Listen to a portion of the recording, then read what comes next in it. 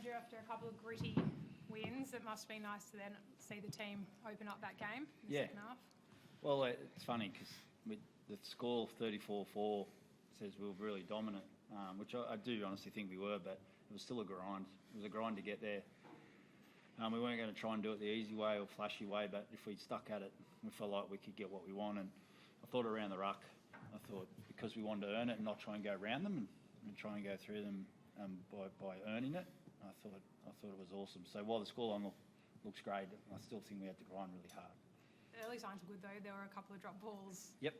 So did you feel like that was just coming? It was just a matter of execution? It was like the first 5 minutes the ball was in play and it was a big arm wrestle. And we kind of lost that battle and they scored. And we regathered ourselves really well and executed the first time we went down there. And then we had heaps of ball, like you say, and there was a lot of drop ball during that period. And there was lots we liked about that period and lots we didn't like. But I thought we had the right idea. What do you like about Charles' return? Oh, well, just through the middle of the ruck. I mean, Wade Egan's coming out, throwing the ball, dummying to him every time. If they kick him behind, chance to clean it up. He's just an effort guy. He's there all the time. 2 carries and sets.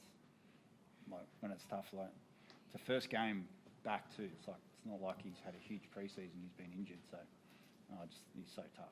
He was a bit emotional on the field full time when I was talking to him. He was saying that there was times in rehab where he just felt like it was really tricky, and you backed him, and you really appreciate that. Yeah, it just wasn't straightforward for him. It wasn't like a straight hamstring, where you just know this is how long and this is how you rehab it. It was setbacks along the way. We thought it was good and then it wasn't. And he just had to stick at it. And we're willing to be patient because of the depth of our squad too, but we know when he comes back, he's so important to us. And I just got so much faith in him, and we all do, in Roger and all our backs and our depth. So many guys did a great job today, and I'm really happy for Chance because he's just worked so hard. Andrew, you mentioned Wade and the ruck. He had 2 special plays either side of half time. Yep. If he stays fit, are we looking at the guy who should be wearing number 9 for New South Wales this year? I think the next step he's got to play, and he's not playing for the Kiwis. The next step's Origin for him for sure. I've said it to Wade. I just believe he should be an Origin player. I mean, you can't be that talented and that good. We've got a style of play we put around him so that he can do that and show his talent, and he's exceptional. I mean, I don't think you get 2 better New South Wales 9s. They're going to ask so many questions of Queensland than Arpey and Wade. They're 2 guys who will ask so much questions, and they make other people look good. And that's what they do, and if they start worrying about other people, then that's when Wade takes opportunities, and he's just brilliant. Yeah. Tohu, you played with the greatest number 9 of all time. What does Wade do so well? Like that first try that he set up with that little show, that was pretty reminiscent of what Cam used to do. What does Wade do that makes him so special?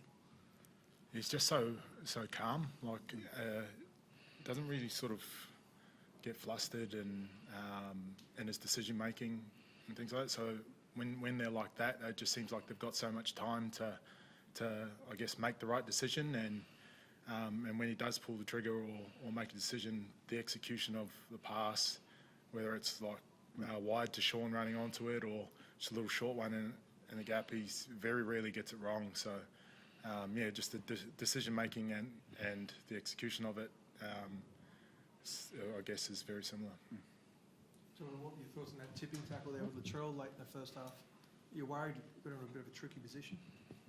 No, I wasn't worried at all. He picked me up and he had full control of me. He wasn't dropping me. So, it was funny. Like we almost had a little laugh on the field, but didn't feel in danger at all. Well, just about Latrell, he got placed a report twice. Did you ever have any thoughts on that first incident with Sean Johnson? I think they were saying on the commentary could have been a contender for a sin bin. Oh, mate, I got no comment around it. I straight bat that one. Yeah. I'm honestly, I'm not going to get caught up. We just had a good win, so that's not my worry. And you won by 30 points at an away venue with 5 regular first graders missing. Compare the depth at the Warriors this year with other clubs you've been at over a long journey.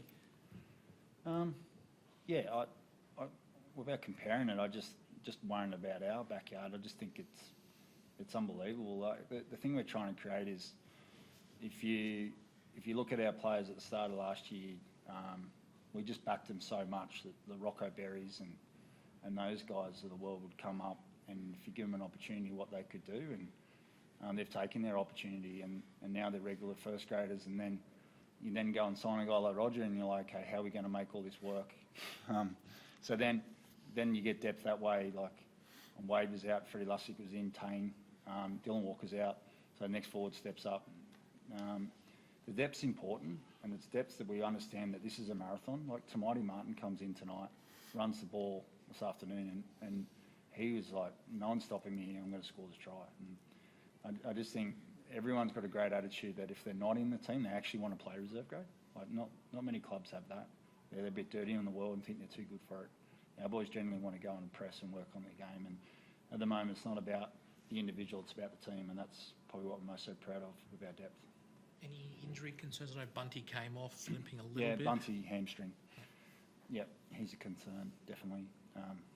At that stage, that's about it. They're sore. Like, we've had 3 tough games. The boys are talking about how you should ask Toy that first period in the sun, how humid it was off the back of all that rain, and then the humidity was unbelievable. So I just thought, yeah, there's a lot of sore bodies, and we've had three really tough games in a row and 3 brave wins. So happy with that. And you mentioned reserve grade. Obviously, Lussick was involved with a bit of a nasty collision at the end of that game. What did you think of the incident, and I guess how's he after that? I was about to walk in. The only period I saw a bit about that was 20 seconds ago. I thought someone's going to charge this ball down. Yeah. Otherwise, they can't win this game. And then I actually got up the turn, and the next thing I saw, they were on the ground. So I can't really comment, but I've heard that Freddie was trying to charge the football down there, and I'm not across the situation, but with 20 seconds to go, that's probably going to have to be your mindset. Otherwise you're not going to win the game. That I need to charge it down and get the ball back for the team. And if Freddie was trying to do that, then it's unfortunate that accidents happen, but I haven't seen it. Thank you.